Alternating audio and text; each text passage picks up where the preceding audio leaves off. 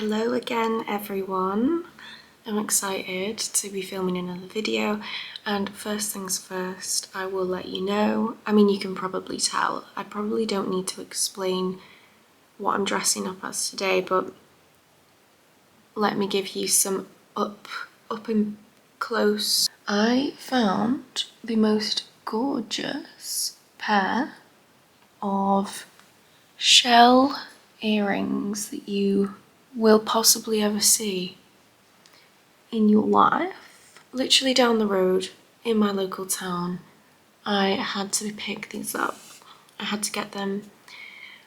Eyeshadow is obviously back, but we've gone for more of a blue aquamarine vibe. Guys, I watched Aquamarine again recently and it completely changed the way I live my life.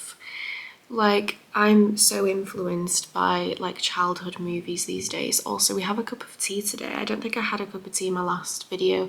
I really hope that we're in focus this whole time because this is obviously a very important video. Let's stay focused. I have a list. As always, I'm going to try and stay on track.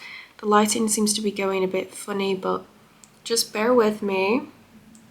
First thing I'm going to do actually is show you these crystals that I got from, again, just a shop near me. Do you know what? Let me tell you what they are now. Frick it. I'm being more proactive these days. Hold on, I've got it right here. This one here is called Hematodite. I don't know if I'm pronouncing that right, but this is supposed to help with concentration and focus. And it also says something about supporting timid women. And you know what? I wasn't going to say that because I felt a bit embarrassed. And I was thinking, by me saying that, I would be kind of confessing that I am a timid woman who felt the need to buy this rock so that I would no longer be a timid woman. I don't think I am a timid woman, but I kind of resonate with the word timid. I guess in a sense that sometimes I can be a little bit shy, and sometimes I want a bit of confidence, a bit of strength behind my presence. Let me show you the next one now. So this is called Opalite, and this one is ideal for meditation and clearing the mind, and it also stabilizes mood swings. So yeah, of course I needed this one, guys, but also they're just really pretty and I wanted to expand my crystal collection, you know. So I'm putting them on my windowsill right now to bathe in the sunlight, as you do. Anyway, that's that. Okay, let's get into the video. Let's talk about being a multi-passionate person in this world. So the first thing that I'm going to mention is, I guess, the world that we live in. We can't ignore it. I think the world often demands, I've written here, the world often demands definition, labels, boxes, and niches. You know, even social media these days, you have to pick a niche if you want to be successful. That's a theory. I'm not saying that it doesn't work. I think it definitely does. But yeah, we definitely live in a world where kind of, I guess, subscribing to or defining yourself as this specific thing is kind of the way we seem to be doing things. Jobs, branding, social media, you know, it's all, we do live in a world that likes definition, that likes knowing what something is and having a word to describe something. And I think the way that we do this, the way that we look for definition, the way that we actually, I guess, if we deep it, kind of help ourselves feel safe in the world and feel, I don't know, safe, a part of something. One thing that I think we do to reinforce this idea of definition and labels and boxes is we ask the question quite often, hey, sorry, that's not a question. we ask the question, what do you do? This is especially present in the adult world, I have found. When you first meet someone, it's hello, my name is da da da da, what do you do? And do you know what? I don't hate this question. I actually love finding out what people do for work and like what they get up to, because I'm kind of still looking for ideas. But also I do think it's a great way to start a conversation. However, I think it really shows how much our identity lives in work and lives in whatever path we've chosen to kind of go down, which usually is expected to be one path, like a straight road to this thing. We have a clear destination, that's where we're going, or that's where we've ended up. And that is now our way of showing up in the world, and it's our way of communicating to other people who we are and what is our identity and how can I show to you in a quick sentence who I am as a person. So that's something to think about. I think it would be interesting to, the next time somebody asks me, what do you do? To go on this long kind of, what's the word? Go on, just start listing things that I really enjoy. Start listing things that I'm passionate about, rather than just saying, oh, I'm this. This is who I am. And I get it, I think. I get that it's, again, it's a way of us communicating with each other. It's a way of having a conversation. I don't think there's anything wrong with asking people what they do for work and using that as a way to get to know someone. But I think it does also kind of show the way that we represent ourselves in the world and the way that we expect other people to represent themselves too. And I guess a lot of what I'm talking about is identity in this video. And I think when you are a multi-passionate person, it's hard to have an identity, I find. I feel like I'm constantly kind of shifting from one identity to the next. Some days I don't want to wear eyeshadow, and I don't. And I know identity is not necessarily about how you present yourself outwardly, but I do tend to shapeshift, I feel, into whatever I'm feeling that day. Maybe I'll work on this project.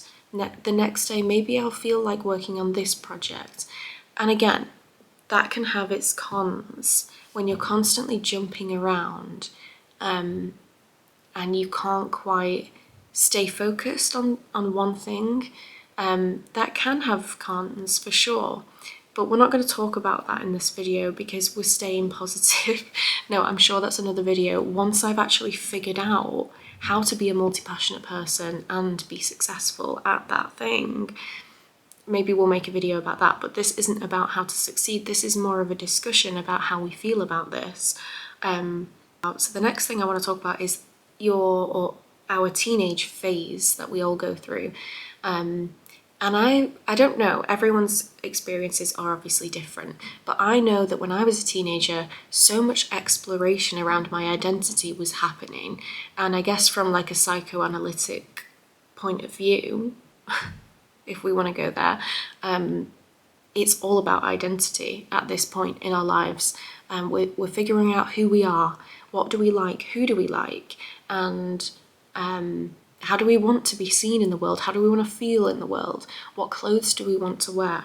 What kind of language do we want to use on a day-to-day basis? And all of this is happening on like a subconscious level as well as a conscious level as well sometimes. So I think my point to this is, if you are maybe wanting to lean into being multi-passionate a little bit more, rather than finding it this huge ongoing identity crisis, if you're wanting to lean into it a little bit more and think about how you can actually enjoy being this multi-passionate person in the world that we live in, I think thinking about your teenage exploration and maybe kind of trying to tap back into that.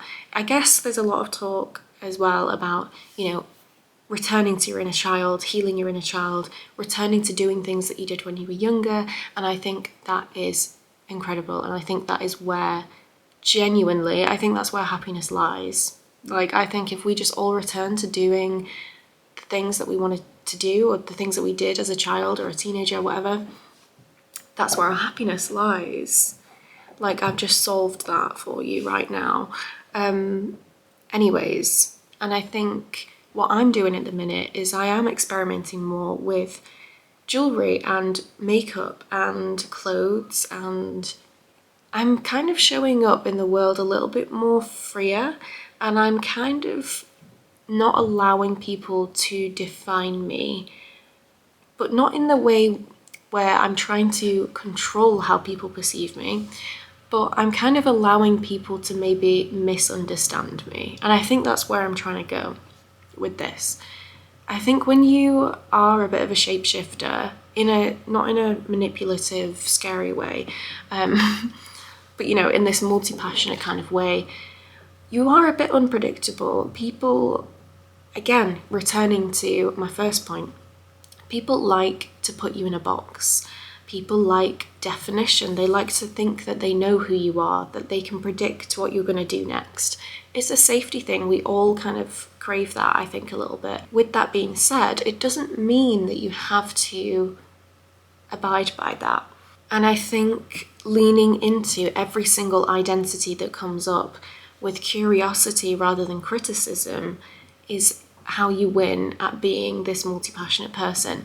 I don't feel like I'm at the end of my journey, but I literally never will be. I don't believe that there is a destination for me to get to in this life. I feel like it's just a constant journey of, you know, there's definitely a quote that I could quote right now, but I don't know exactly what it is, but something about kind of losing yourself and returning to yourself over and over and over again. And I genuinely believe that's kind of what life is about for me. Whoa, what are we talking about right now? I'm going to, I guess, give you an example now of my own stuff and what I'm passionate about and the types of identities I carry with me. For example, I have just received my official certificate for completing a diploma in psychotherapeutic counselling. So I am now a therapist. I'm a fully qualified therapist. Very exciting. Yeah, I am proud of myself. At the same time, all of these other identities that live within me are still very much there. They want to be seen. I'm just so aware of the fact that I don't want to become a therapist. Sorry guys, I lost you there for a second. This lighting is my favourite. Like when it gets a bit darker, this is my favourite. Like I hope it's looked this good the whole time. I don't know if it has. Anyways, as I was saying, I guess my official 3D reality job or title would be a therapist. I'm not embarrassed by it. It's not that I don't want to be that thing, but also I have so many more passions, interests, career, I guess, driven goals that are completely separate from being the therapist. And I think this is something I'm going to be exploring, like I said before, my whole life. I think I have decided within myself that the best route for me is to build what they might call, I think what they call a portfolio life, where you do have multiple jobs, you have multiple passions, interests, and you do multiple things across the week. You don't kind of have this traditional one job kind of situation. And it's not to say that that's an easy thing, especially, like I said, the world that we live in, the way that work is structured. It's not easy, but it's, I think, worth it for me to pursue a bit of a different path where I have multiple jobs, I have multiple passions, I have multiple things going on. And I hope that I can create that life for myself. But yeah, I just wanted to I guess, list off a few of my other identities that I have. So I'm a therapist, I'm a singer, I'm a dancer, I'm an actress, I'm a comedian, I'm an artist, I'm a writer, I'm a maker, I'm a baker, and as it happens, I'm obviously also a poet. So as you can tell, I'm a very talented person. Guys, I didn't lie though, did I? Like, me and you both know. This is the thing. I think it's about embracing that maybe you are very talented, guys. And I'm starting to get used to this language of bigging myself up and admitting things a little bit more, but I am talented at multiple things. And there's a part of me right now that's telling me to shut up and be humble and not say these things out loud, but it's just true. I am talented at multiple things. I love multiple things. I enjoy multiple things. And you know what? I don't think it's that new. I don't think it's that weird. I don't think it's that out of the ordinary. I think probably most people feel this way. I mean, I might be wrong. But I think as humans, we are multi-dimensional beings. Like, we're not just, I mean, again, my opinion, I don't think we're born onto this planet to be one thing. I think we are constantly shifting, evolving, moving into different identities all the time. And I think that we are so much more than the world allows us to be sometimes. And I'm not saying that in like a, oh, the world is so annoying and bad, and you know, it can be, but I do think there's a positive perspective we can take on this. And I think a lot of it, honestly, is your perspective on how you want to view this or these versions of yourself. Do you want to see them as constraints?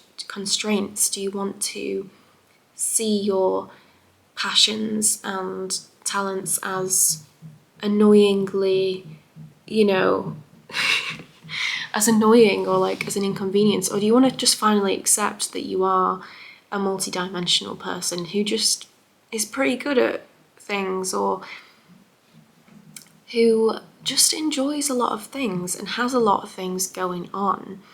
And the last thing I will say, the last thing that I've said on here, is letting go of the idea of an identity and creating your own.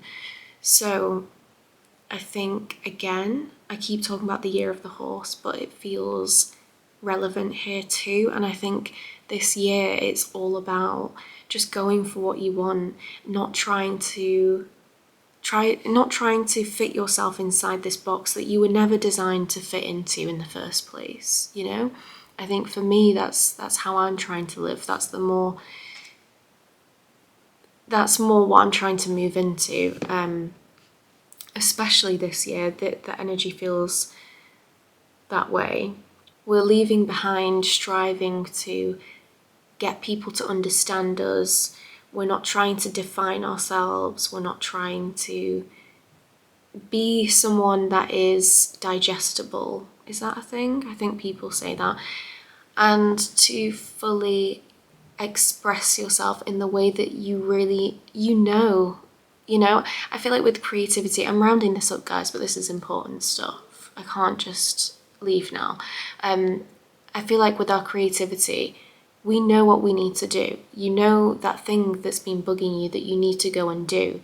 And I think this is what I'll leave it on. Action.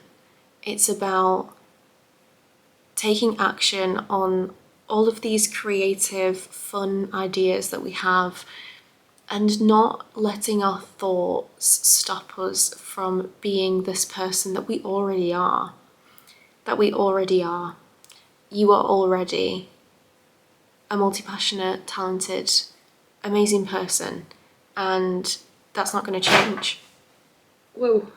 So yeah, I guess this video is just more of a celebration of you and all of you multi-passionate people out there, because I feel like sometimes the world can make us feel as though we are wrong or broken in some way, or need to, yeah, everything that I've already said basically, need to define ourselves. And you don't need to define yourself. You are who you are. And yeah, let's take action and let's not allow our doubts and our worries to stop us from truly just being this person that we are. Be you. Stop trying to get people to understand what that means. And most importantly, stop trying to get yourself to understand what that means, because how could you understand who you are? Truly, it's a mystery. Everything's a mystery. I'm a philosopher. That's what I am now, apparently. But yeah, I think I've said everything I need to say, and I'm gonna leave it on that note. But thank you for joining me again.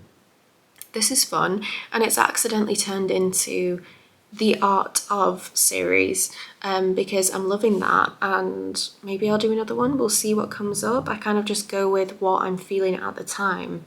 So yeah, thanks for tuning in. I'll hopefully see you again at some point in the future. Okay, bye.